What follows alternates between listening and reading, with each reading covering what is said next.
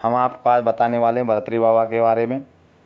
देखिए, भर्तृ बाबा जो कि अलवर ज़िले में स्थित है।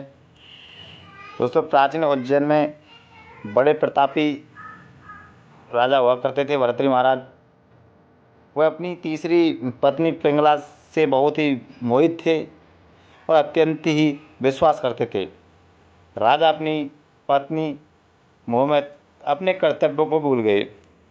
उस समय उज्जैन में एक तपस्वी गुरु गोरखनाथ का आगमन हो जाता है। गोरखनाथ राजा के दरबार पहुंच जाते हैं।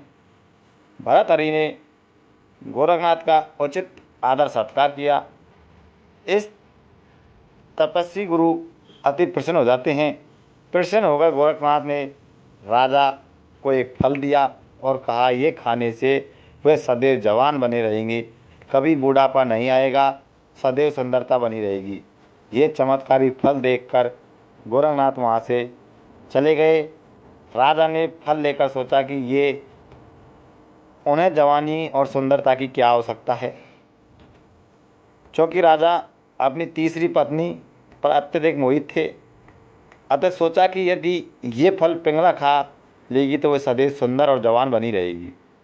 ये सोचकर राजा ने वह फल पिंगला को दे दिया। रानी पिंगला भर्तृ पर नहीं बल्कि उसके राज्य की कोतवाल पर मोहित थी। ये बात राजा नहीं जानते थे। जब राजा ने वह चमत्कारी फल रानी को दिया तो रानी ने सोचा कि ये फल यदि कोतवाल खाएगा तो वह लंबे समय तक उनकी इच्छाओं की पूर्ति कर सकेगा। रानी ने ये सोचकर चमत्कारी फल कोतवाल को दे दिया। वह कोतवाल एक वेश्या से प्रेम करता था और उसने चमत्कारी फल उसे दे दिया ताकि वेश्या सदैव जवान और सुंदर बनी रहे। वेश्या ने फल पाकर सोचा कि यदि जवान और सुंदर बनी रहेगी तो उसे गंदा काम हमेशा करना पड़ेगा, नर्क समान जीवन से मुक्ति मिल जाएगी। इस फल की सबसे ज़्यादा ज़रूरत हमारे राजा को है। राजा हमेशा जवान रहेगा तो लंबे समय तक प्रजा को सभी सुख सुविधाएं देता रहेगा। ये सोचकर चमत्कारी फल राजा को दे दिया। राजा वह फल देखकर भयभीत हो गया। राजा ने वेश्या को बुलाया और पूछा कि उसके पास ये फल कहाँ से आया। वेश्या ने बताया कि ये फल उसे कोतवाल ने दिया है। भर्तृ ने तुरंत कोतवाल को बुलाया और सख्ती से कोतवाल से पूछताछ की। कोतवाल से पूछताछ करने पर कोतवाल ने कहा कि ये फल उसे रानी पिंगला ने दिया है। जब भर्तहरि को पूरी सच्चाई का मालूम हुई तो वह समझ गया कि रानी पिंगला उसे धोखा दे रही है।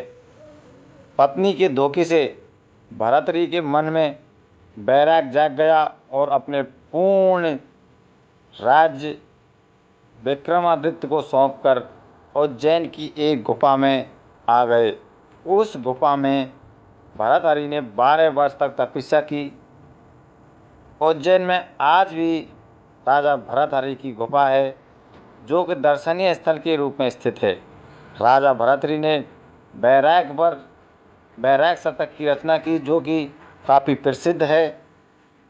राजा भर्तहरि ने श्रृंगार तक शतक और नीतिक शतक की रचना भी की। ये तीनों शतक आज भी उपलब्ध हैं और पढ़ने योग्य है।